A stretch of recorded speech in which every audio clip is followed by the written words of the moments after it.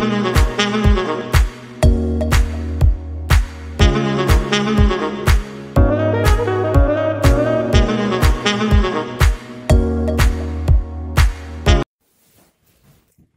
commission mémoire du ROC ASSJ reçoit aujourd'hui, 30 mars 2023, Claude Balestra, dit Baba. Bonjour Baba. Bonjour. Merci de participer à notre commission pour ces interviews. C'est un plaisir. Tu es le plus ancien et le plus fidèle licencié du handball local. Ta première licence date de la création de l'ASSJ Handball en 1971. Belle longévité de joueur puis d'entraîneur puisque toujours sur le pont avec l'école de handball. Aujourd'hui, quel regard portes-tu sur le chemin parcouru par le hand local et plus particulièrement par le club depuis la fusion? Alors, bon, d'abord, oui, c'est vrai, en redonnant ces dates, ça montre que je suis plus tout jeune. Donc, mais ce qui est intéressant, c'est vrai que je suis simplement content et heureux. Heureux de voir que le club est maintenant au niveau des filles, le club phare de la région Limousin, bien sûr. Mais la base, ça a été vraiment la fusion qui a permis de redynamiser le club et d'arriver à ce niveau-là.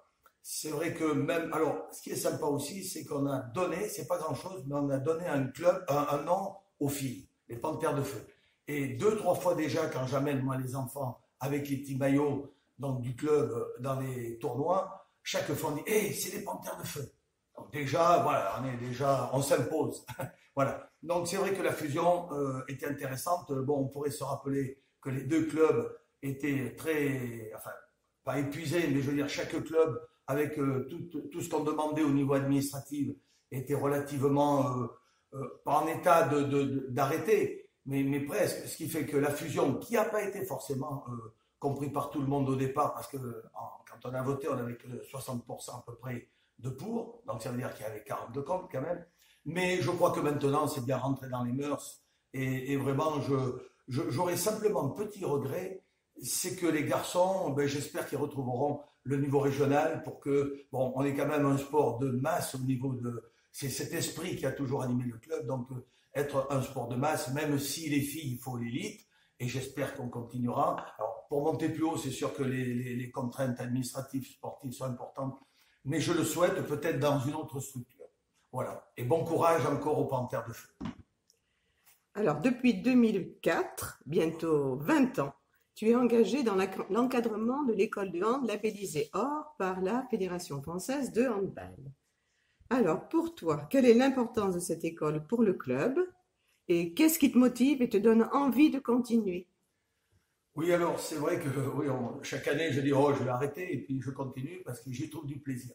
Alors si j'ai repris, c'est vrai que j'avais des équipes plus jeunes, qui faisaient des championnats, alors moins de 18, l'équipe 2 des moins de 18, les moins de 13, les moins de 11, mais il y avait un résultat et puis c'est vrai que moi ce qui m'a le plus fatigué à cette période, c'était de trouver des parents pour amener les enfants. Je suis peut-être tombé sur un mauvais créneau ou un mauvais moment. Et le vendredi, ça m'épuisait d'appeler des parents pour essayer d'avoir une deuxième voiture. C'est vrai que nous, on avait 6 places dans la voiture, donc il me manquait plus qu'un parent, et des fois, c'était difficile. Alors, non, ça a été de bons moments aussi, mais je trouvais que apporter quelque chose, bon, le hand m'a apporté beaucoup, alors j'ai dit, je suis resté au niveau de l'école de hand parce que la fédération avait mis au point, on est en avance sur plein de clubs, hein, d'autres nous copient actuellement, hein, d'autres fédérations. On avait mis mes premiers pas, une structure pour que les jeunes jouent au hand, apprennent à arbitrer, fassent l'envie de faire du sport collectif. Voilà, c'est ce qui m'a motivé beaucoup. Mais je veux dire que là, on ne comptait plus les points, les parents venaient, on a associé les parents. Voilà, on est resté dans un esprit de famille. Et moi, ça m'a plu, donc je suis resté là-dessus et j'y trouve encore du plaisir. Donc je continuerai sûrement quelques années.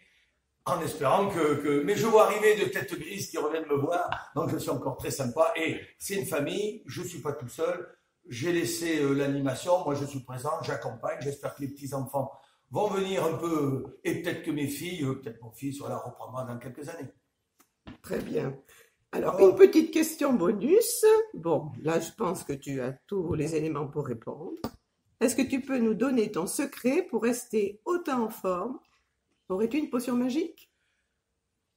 Ah, là c'est... Bon, je ne le dirai pas parce qu'autrement, tout le monde va le faire.